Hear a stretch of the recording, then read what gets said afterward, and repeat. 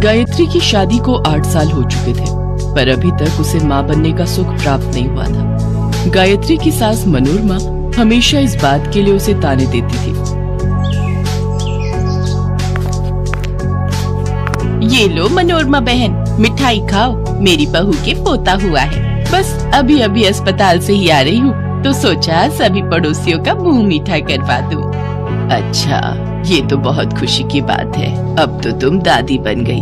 बहू ने आते ही पोते का मुंह दिखा दिया। एक मेरी बहू है, शादी को 8 साल हो गए। पता नहीं हमारी ही किस्मत फूटी थी जो ऐसी बांझ बहू हमारे घर में आई। वो तो है, पर अब क्या ही हो सकता है। जो किस्मत में लिखा है वही तो मिलना है। अच्छा, मैं चलती हूँ और घरों में भी मिठाई बांटनी है। अपनी सास की बात सुनकर गायत्री रोने लगती है। अब क्या हुआ माँ, क्यों गुस्सा हो रही हो? अपनी किस्मत को रो रही हूँ। तेरी बांझ बीवी के कारण मोहल्ले वालों के सामने कितनी बदनामी हो रही है। माँ, किस्मत तुम्हारी नहीं, मेरी भी खराब है। मेरे दोस्त यार मेरा मजाक उड़ाते हैं। सबके बच्चे हो गए, सब मुझे बोलते हैं कि मैं बाप नहीं बन पाया, और ये सब इस गायत्री के कारण हो रहा है। कभी कभी तो जी करता है इससे सारे रिश्ते तोड़कर दूसरी शादी कर लो। सुरेश की बात सुनकर गायत्री घबरा जाती है। उस बेचारी के ऊपर तो दुखों का पहाड़ टूट पड़ा था। एक दिन मनोरमा घर पर नहीं थी। एक साधु बाबा द्वार पर आए और भिक्षा मांगने लगे। बाबा को भिक्षा दो बेटी। बाबा, ये लो, मैंने अभी अभी रोटी और साग बनाया है, आप ये खा लो।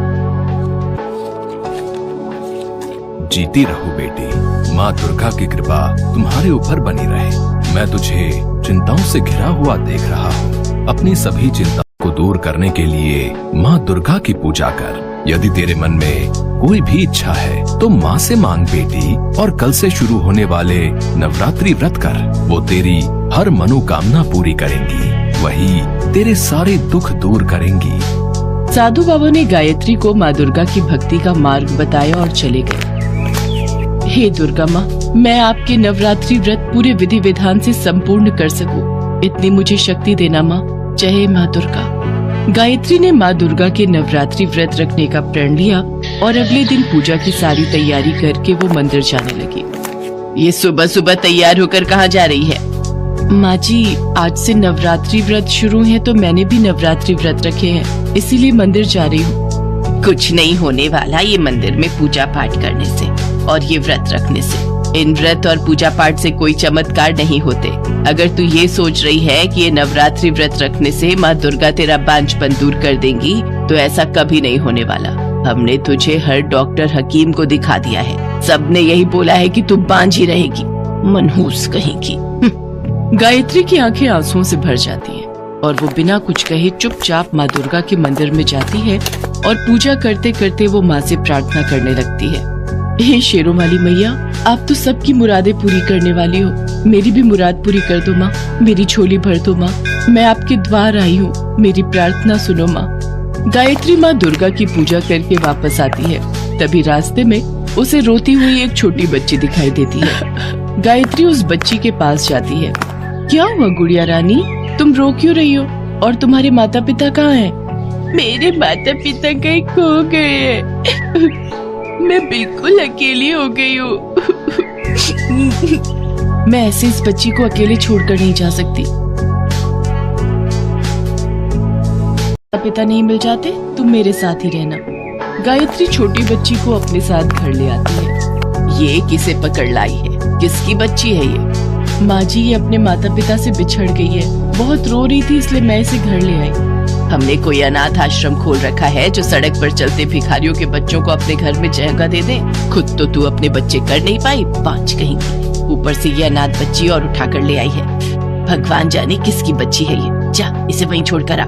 ऐसे किसी की भी बच्ची को घर में थोड़ी रख लेंगे। माँ जी, ये आपको बिल्कुल परेशान नहीं करेगी। जब इसके माता पिता मिल जाएंगे तब ये चली जाएगी।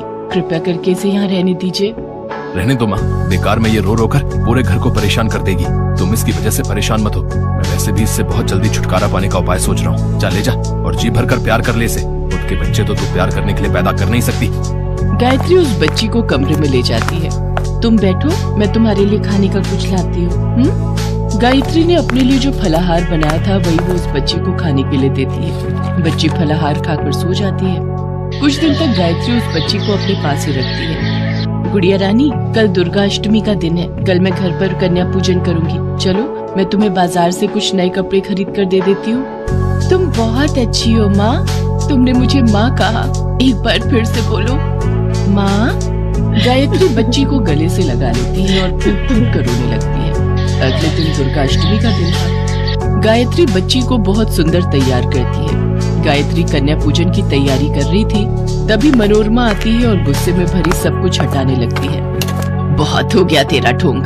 अब ये बच्ची यहाँ नहीं रहेगी और ना ही कोई कन्या पूजन होगा। मनोरमा पूजा घर के आगे रखे सामान को हटाने लगती है, तभी उसकी आंखों के आगे अंधेरा आ जाता है। उसकी आंखें जलने लगती हैं और उसकी आंखों की रोशनी चली जाती है। वो चिल्ला पड़ती है और वो छोटी बच्ची माँ दुर्गा के रूप में आ जाती है। मनोरमा, तुम्हें तुम्हारे पापों की सजा मिली है। तुमने गायत्री पर बहुत जुल्म किए हैं, सिर्फ इसलिए कि वो माँ नहीं बन सकती। पर मेरी पूजा करने वाली सुहागिन स्त्री की गोद कभी खाली नहीं रहती। मैं गायत्री को माँ बनने का वरदान देती हूँ। आज से ठीक 9 माह के पश्चात गायत्री एक कन्या को जन्म देगी। मैं उसे उसकी पूजा का फल देने आई हूँ। मैया, आप एक बेटी के रूप में मेरे पास आई। आपके दर्शन पाकर मैं कृतार्थ हो गई माँ। मेरी सासू माँ को क्षमा कर दो माँ, उन्हें दंड मत दो। आप तो ममता की देवी हो माँ। मेरी सास से जो भूल हुई है उसके लिए मैं आपसे क्षमा मांगती हूँ। गायत्री की बातें सुनकर मनोरमा की आंखों में आंसू आ जाते हैं। आज वो कितनी बड़ी भूल करने वाली थी। उसने कन्या पूजन को खंडित करने का दुस्साहस किया था। हे शेरों वाली माँ, मुझसे भूल हो गई। हे दुर्गा मैया, मुझे क्षमा करो। मैं आपकी शक्ति को पहचान नहीं पाई। मैं माया के बंधन में सब कुछ भूल गई थी। मेरी आंखों की रोशनी लौटा दो माँ। मैं आपसे दया की भीख मांगती हूँ। मैंने भी गायत्री को बहुत सताया माँ। मैं आपसे क्षमा मांगता हूँ। माँ की आंखों की रोशनी लौटा दो मैया। तुम्हें अपनी गलती का एहसास हुआ है, इसके लिए मैं तुम्हें क्षमा करती हूँ। पर ध्यान रहे, इस धरती पर प्रत्येक कन्या मेरा ही स्वरूप है। इसलिए जो कोई भी कन्या पर अत्याचार करेगा, तब मैं दुर्गा रूप में उन्हें दंड देने अवश्य आऊंगी। आज गायत्री के कहने पर मैं तुम्हें क्षमा कर रही हूँ। गायत्री, तुमने मेरे नवरात्रि व्रत विधि पूर्वक किए हैं, इसलिए अब अपने परिवार के साथ मिलकर कन्या पूजन करो। जिस घर में भी कन्या की पूजा होती है, उन पर मेरी कृपा सदैव बनी रहती है और उस घर में सुखों का वास होता है। गायत्री को आशीर्वाद देकर माँ दुर्गा अंतर्ध्यान हो जाती हैं और देवी दुर्गा के आशीर्वाद से ठीक 9 माह के पश्चात गायत्री एक बेटी को जन्म देती है। गायत्री की बेटी माँ दुर्गा के आशीर्वाद